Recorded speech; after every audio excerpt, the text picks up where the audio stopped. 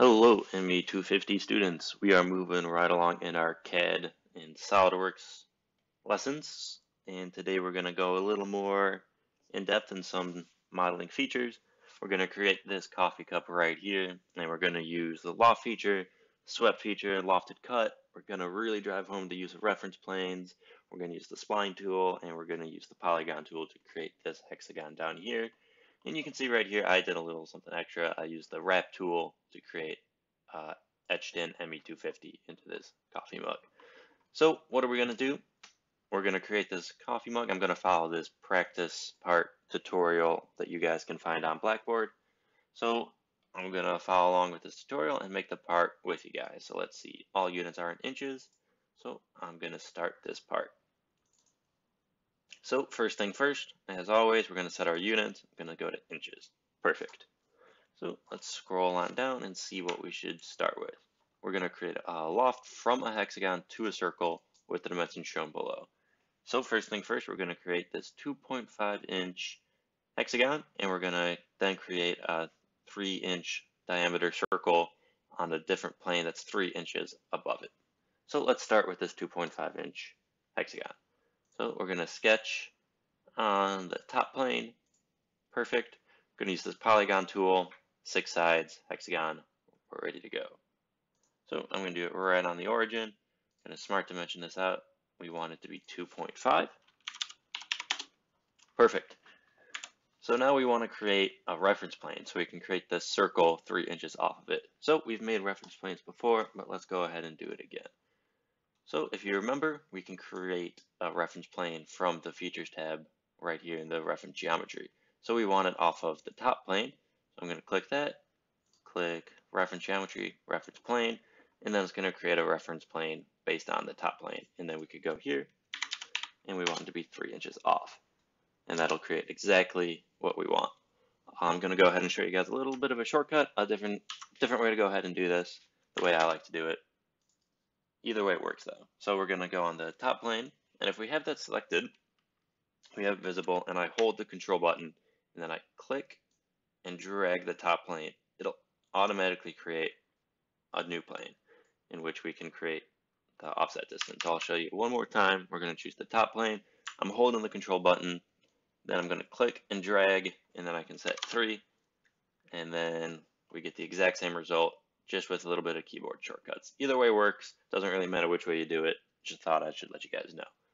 So what are we going to do on this plane we just created? We're going to create this 3-inch diameter circle.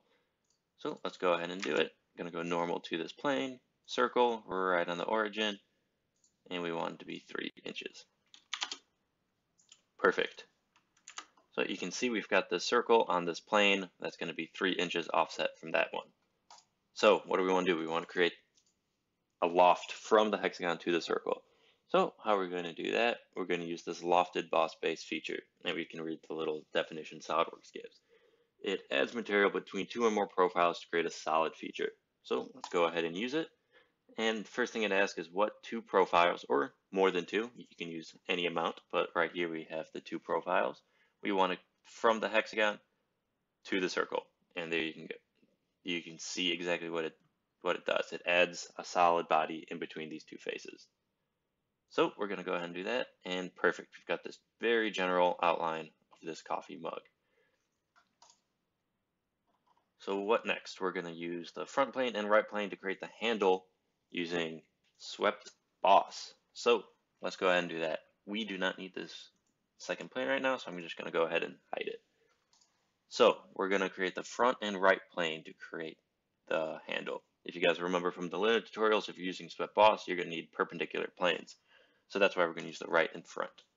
So I'm going to go ahead and go on the right plane to create the profile we're going to want to follow when we're using the swept boss feature. So I'm going to create this circle right here. I'm going to smart dimension it out to be 0.5. As we can see here, it says 0.5 inch in diameter. So we've got this circle, which we're going to use when we're using the swept feature. So now we're using the swept feature. We need a perpendicular plane. We're going to go ahead and use the front plane. So I'm going to sketch on that.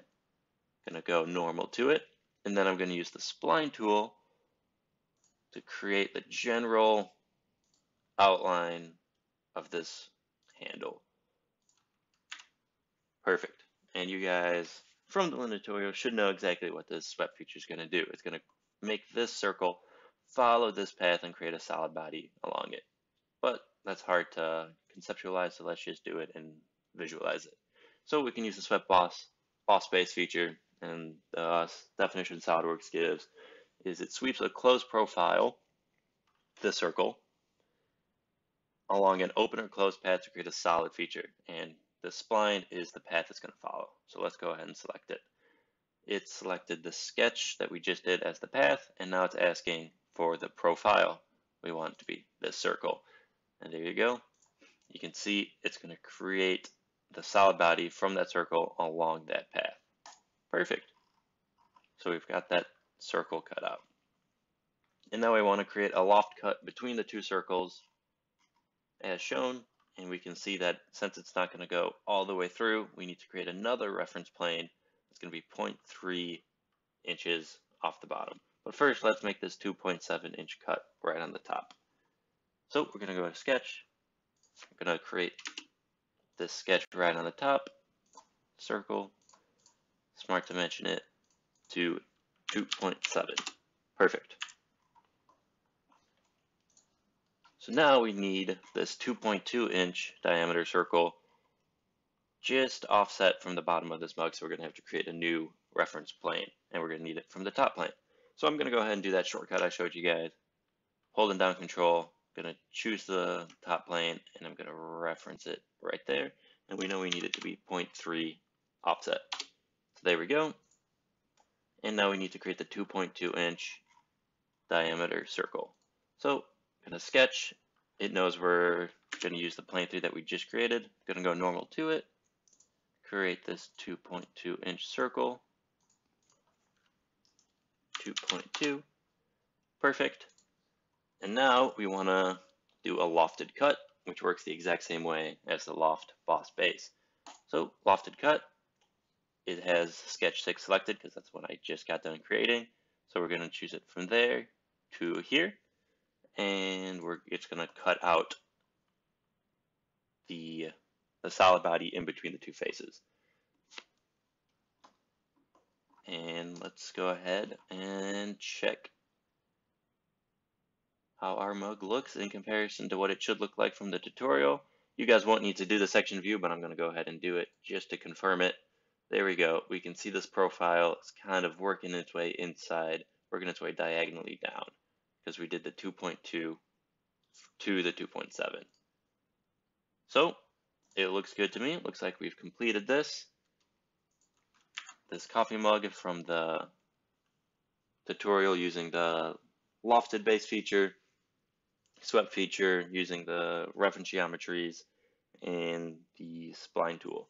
Another way we could go about creating this mug handle right here would be the boundary boss base. If you guys remember from the Lynda tutorials, we could create the profile in which we want the path that we want the profile to follow. That is a little more advanced and a little bit unnecessary for this basic geometry, so we just go ahead and use the swept boss base feature, but keep in mind we could use the boundary boss to get the same results.